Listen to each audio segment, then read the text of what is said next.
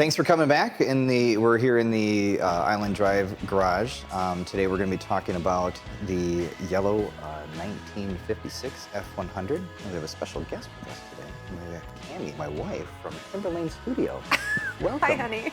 Hi. Thanks for having me. Yeah, good to see you here. So today, the yellow truck, as we call it, it's a 1956 F100. We've had this truck for about 7 years, something like that. Yeah, 2012, I thought. Math, that's 8 years. 8 years. Yeah. We're good at math. This truck was acquired through a process. I used to have a Harley Davidson, and every time I took it out, somebody tried to kill me. So it was parked for a little while. It was sitting in the garage for several years. Yeah. So we figured that, maybe we should get rid of it and repurpose those funds for something else. I also had a 1998 Ford Mustang Cobra, which was super awesome. Yeah, that's what you picked me up in for our first date. Yeah. It's kind of a shame that we got rid of that, but we repurposed the funds and got this from it. Which is kind of nice because that was a yellow vehicle. Yeah. And now this is a yellow It got vehicle. upgraded. Yeah. Yeah, it did. Nothing against your 98 Cobra, but, It was cool. 90. Yeah. It Not a was one fan. of those things that, old cars are always going to be cool. But when you have, the Joe Dirt IROC, at some point, People like the Joe Dirt IROC. They do. I'm not knocking it, but I guess I kind of am. You totally are. At some point, like an 80s or a 90s, it's not cool until it's older. I'm going to argue with that because beauty is in the eye of the beholder. So you're true. going to have people that think your beloved Ferraris are garbage. It depends. That's an ugly Ferrari. Somebody can think that, but that could be the most beautiful Chevelle I've ever seen in my life. Yeah, well, no, knocking Chevelles. You're gonna get a lot of people mad. I'm not saying anything bad about Chevelles. He's just dissing the IROC. Wow. Anyway, so it was getting a little long in the tooth for me, and that had been sitting as well. I wasn't driving it as much, and so we basically. Well, we had kids we still have kids. Yes, we still have the children. The kids were young at the time, so it's not like you can throw a couple car seats in the back of a Cobra and be like, let's go for a drive. Yeah. So we decided that we're going to get rid of the Mustang, and we're going to get rid of the Harley, and we actually found somebody. There was a local dealership, Hell's Harley Davidson, and the son, Kirk, was selling this truck. And I wanted to get rid of the Harley.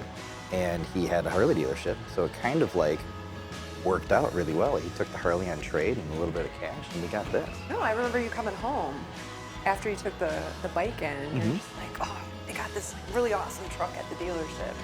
You gotta come see it. And I was like, oh, a truck? I'm like, I don't know, because I wasn't familiar with this at This all. is kind of like your, This is my favorite. Yeah, well, we had the Mustang, obviously, but that one was kind of parked for a while too. We didn't have that at the house. No, that So this was at your like- parents' house. Yeah, for a so long this was time. your first introduction and kind of the that I hot really, really rods liked. We went to the dealership and I remember walking in and we were looking at all the bikes and everything, and towards the back of the shop it's parked, and it was one of these things where you're just like, oh, Yeah. this beautiful, bright, sunshiny yellow truck. It needed some work. We did a Yeah. few things. We got wheels and tires and new exhaust, and we did the interior. Yeah, the tires on we it. did almost immediately. 2 days after we parked it in the garage, Yeah. the tire Blew up. exploded. We were like, what Yeah. is that? We're sitting there in the living room, and all of a sudden you hear this bang, and we're like, "What the heck is that? What's going Neighborhood's on?" getting rough. So I opened the door, and the sidewall had blown out, and there was I don't even know what to call it. There was little tendrils or whatever coming out. And I'm like, what happened here? What's going on? So yeah, then we had to So yeah, we got new tires on it. And then She got new shoes. She got new shoes. I like to call her Betty. She looks like a Betty to me. I guess my other truck is Big Red, so she could be Betty. There you go. You asked if we have any names. I like So it. yes, I think Betty. So we did the wheels and tires. We did a new exhaust because the other one was kind of janky. So it's It's a, We still need to do the leaf springs. yeah, I did. Yeah, we did a little bit of suspension, but it needs some updating. More work. It needs some more work. The suspension is, or the exhaust now is, it's a nice Flowmaster system. We got 2.5-inch exhaust with like 3-inch or 3.5-inch massive tips on there, and it sounds really good. For what it is, it sounds really good.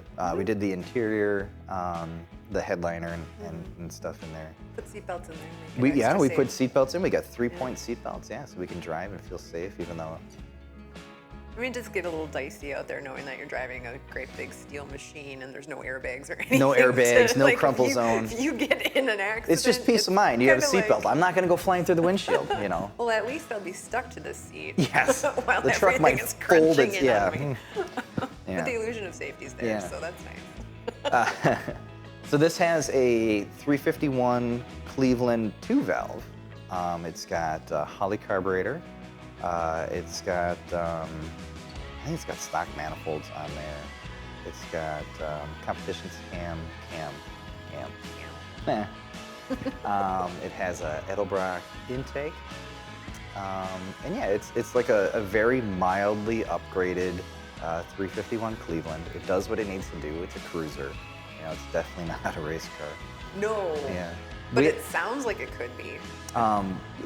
One of the things that we've done recently this summer was, because of COVID, we can't do the car shows and the Cars and Coffee, but we did the Rock Lake Motors tour. Yeah. Through southeastern Wisconsin. Yeah, and into southwestern Wisconsin too. And it's funny because like my mom was born in '55, so she kind of has a connection to this because my grandfather had a Ford F-100 when they lived on the farm in Michigan when she was growing up. So she really loves this truck. So her and my dad, they took this on that tour, and then we took the 55. The Bel Air, Yeah. Took the kids in there. They complained the whole time, but it was a really nice drive. Yeah. It was a great day for it, and then we ended up at some lake that it was. We that all was got funny. Like we parked at the lake, and my dad gets out of the truck and he's like, "Where are we?" Like, we don't know. Yeah, because we have been driving it was beautiful. Like, if you've never been to Wisconsin, it's probably one of the most beautiful states when the weather's nice. When the weather's nice. Yeah, for even when it's cold. the it's 10 still days a year. beautiful. But we were doing all these back roads with these real scenic, like, hills and valleys, and when you're out there just cruising, kind of get in the moment and enjoy it. And there's just so many little fun things that happened on that tour, and it was one of those simple pleasure things where we're all together as a family driving these classic cars, and you're with like a community of people that all have like the same type of interest and everything. Yeah, there's probably, like in staging, there's probably 100, 150 cars, something like that. Easy. But from here to the staging area, it was like it was a good hour drive. Yeah, like I was gonna say 45 minutes, hour. To get there, and then we staged, and then the actual cruise itself, we went, I think, 75 miles before we turned around. Yep. So that was, easily a 200+ mile day just cruising around in these things. Yeah. And it was fun too, just to be able to share that, like, with my parents. Mm-hmm. Yeah. Be able to do that. So it was a unique bonding experience with them. Yeah, absolutely. They loved to ride in the truck. And that is one of the things that we want to focus on when we're talking about these cars, our cars specifically, and then when we're talking to other people about their cars, like it is so important, like the history and like what we're doing with them. What are your memories? One of the big things, like with the kids too, because everything they have, it's all digital and electronic and this and that. And when you say roll down the windows, there's a reason that you actually have to roll down the window. It's not just pushing them. So it's kind of nice for them to see like how stuff was before they were around. And to see because they know when you get in this one, it smells like gas. Yeah. As opposed to, smelling it's like loud and a it new smells. car. Yeah. It's loud. The feel is different. They know when if the battery, like if you don't turn the battery off, like the engine can die. There's so many different variables that they can see happening with these. So I think it gives them a little bit more of an appreciation for. Yeah, even too, like having the girls help me, like change the oil. Yeah. That's a big one. Like, hey, I need you to, like, they helped. I didn't necessarily need them to help, but it's including them. Like, I'm gonna, start cranking it up, put it on the jack stands or whatever. Like, get on the creeper and go underneath it. Yeah, exactly. I need you to like go in here, like, is this where it should be? Like, she'd put the jack stand. Like, I need you to. I'm gonna, jack it up. I need you to put that there. You're small enough. Yeah, but it's like obviously I can do that myself, but including them in that. Of course, that's important. And then when I was changing the starter on it, like I legitimately needed Hallie's help because her she's got tiny little arms and hands, and sticking. Mine wouldn't fit in there. I was trying to get that piece out. But even when we first got this, like when I was putting, I forgot what I was doing. Oh, I was putting the tie downs like in the bed. Yeah. Because it's truck, we use it as truck. Yeah. And 2x4s in there. so I put like the tie downs in there, and like I had her on the top, like holding the screw or whatever it was, or the bolt, and then I was on the bottom, like doing the nut part. And it was actually including her. And again, this probably would have been 6 or 7 years ago when we did that. And she was fairly young, so like memories like that. Hey, I'm helping Dad working on the cars. Yeah. Without getting yelled at.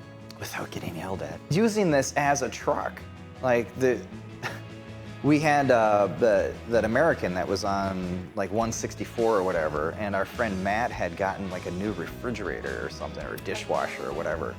And I pulled up to the loading dock because nobody had a truck. Right. Yep. And this is a truck. Yeah.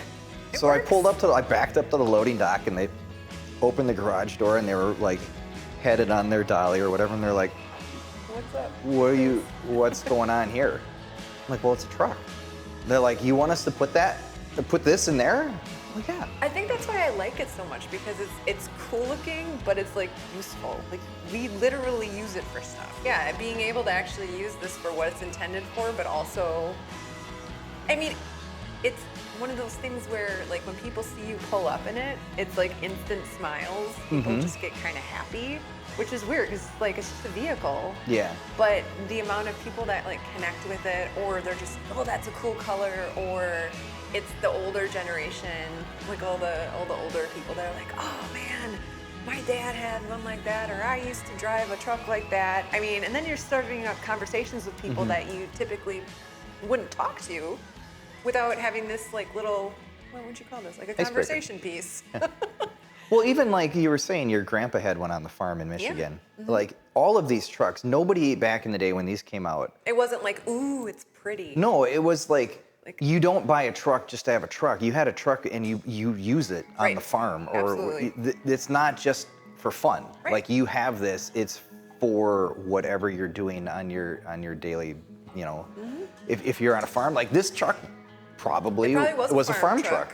Which I think is neat. Yeah, I mean, I'd like to know like the history on this, but there's no way to find that out.